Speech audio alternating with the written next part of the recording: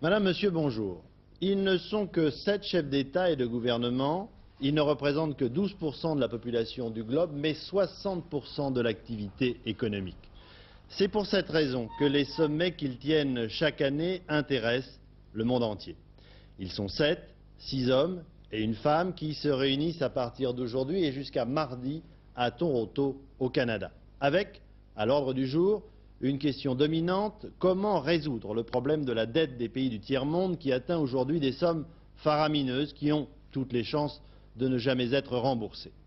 Mais pour l'instant, c'est le début de l'après-midi à Toronto et les participants qui sont tous arrivés s'apprêtent à entrer pour la première séance et à poser pour la non moins traditionnelle photo de groupe qui fait partie du folklore de ces sommets, qui sont aussi, certains disent même, surtout des événements médiatiques. Georges Bortoli.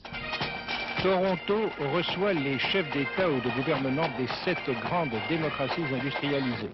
M. Mitterrand vient d'arriver et d'être accueilli par M. Mulroney, Premier ministre canadien, l'organisateur de ce sommet, le précédent ayant eu lieu il y a un an à Venise. M. Mitterrand arrive avec un projet, diminuer l'endettement des pays pauvres, et il a déjà fait savoir que la France remettrait un tiers de leur dette à une vingtaine de pays, surtout africains.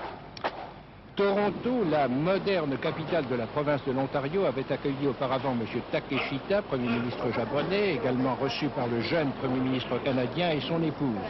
Le Japon vient d'annoncer, lui aussi, qu'il consentirait les abattements sur la dette des pays pauvres.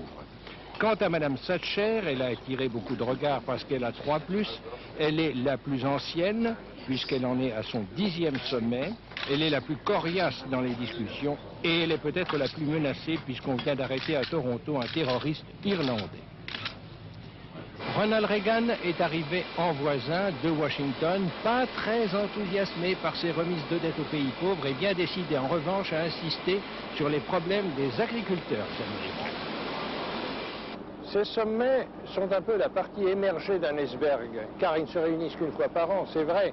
Mais entre-temps, les ministres des Affaires étrangères des 7 grands pays industrialisés et les hauts fonctionnaires se réunissent également. Ce qui fait qu'on savait depuis un certain temps déjà que le sujet majeur de ce sommet, ça allait être la dette des pays les plus pauvres. Cela dit, outre l'économie, on va aussi parler politique, puisque Ronald Reagan va entretenir ses collègues de sa rencontre il y a 3 semaines avec M. Gorbatchev.